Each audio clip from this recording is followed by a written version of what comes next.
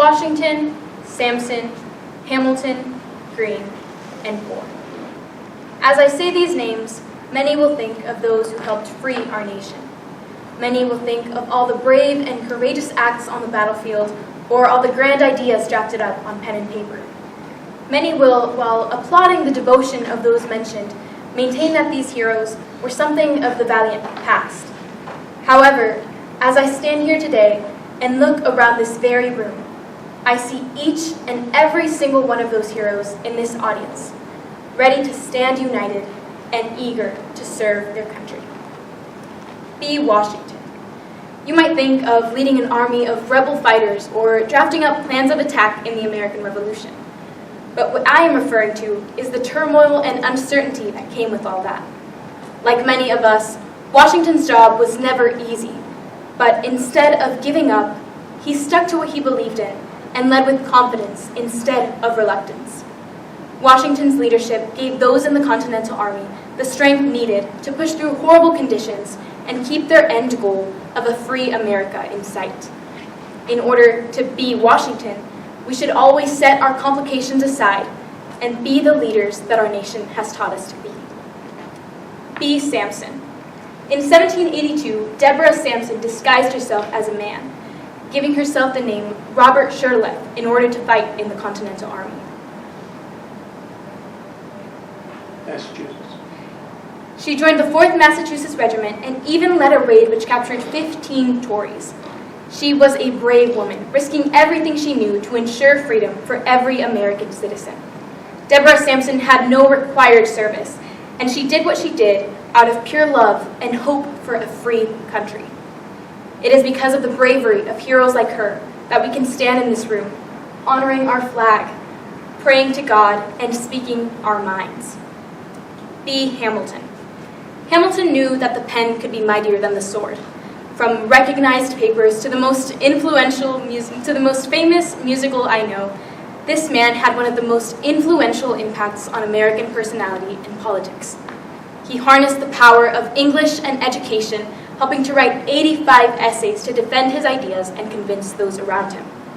Serving as Washington's right-hand man and the first Secretary of Treasury, Hamilton knew the high stakes of his position. He knew that his choices then would affect all of us now and change the trajectory of America forever. Weighted decisions and calculated choices are what led Hamilton to success. In order to be Hamilton, we should always consider what our actions will do for our country, even hundreds of years in advance. B. Greene, and I don't mean the color. Nathaniel Greene was an unlikely war hero. He had a noticeable limp, and he was positioned as a general in the Army of Observation. Despite his disability, he was able to prove to himself and those around him that he was committed to America's mission. His perseverance and determination to help in any way that he could is what we need in our everyday lives. Like Greene, we should actively seek out ways to serve our nation. No matter how big or small our contribution, it is significant, and it could make all the difference. B. Salem War. Salem Poor was yet another unlikely war hero, a black man who had freed himself from slavery.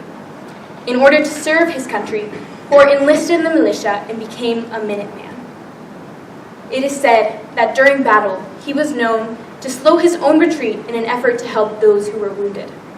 His strength and valor, along with his leave no man behind philosophy, created an environment of amiability and courage that we can still see to this day.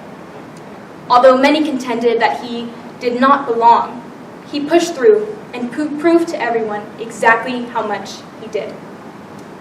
On the eve of our nation's 250th anniversary, leadership, bravery, intelligence, perseverance, and strength are all ways that we can honor these past revolutionary heroes. As I said before, I see the qualities of each of our previous leaders in all of you here today. I see Hamilton's mind in our teachers and journalists, and Sampson's bravery in our doctors and nurses fighting for life each day. I see Greene's perseverance in our protesters and advocates, and Poor's strength in those who come to our country in search of a better life. And when I look out into America, I see Washington's support, because I know that despite how hard things get, will always have each other to lean on. Here today, we are free. Let us appreciate the countless soldiers who made that statement true nearly 250 years ago. After we're done here today, remember to go out into the world and serve those who have served you. At your 9-to-5 job or with your kids and grandkids, and even in times of utmost uncertainty, remember to always honor the heroes of yesterday by being the example for the heroes of tomorrow. Thank you.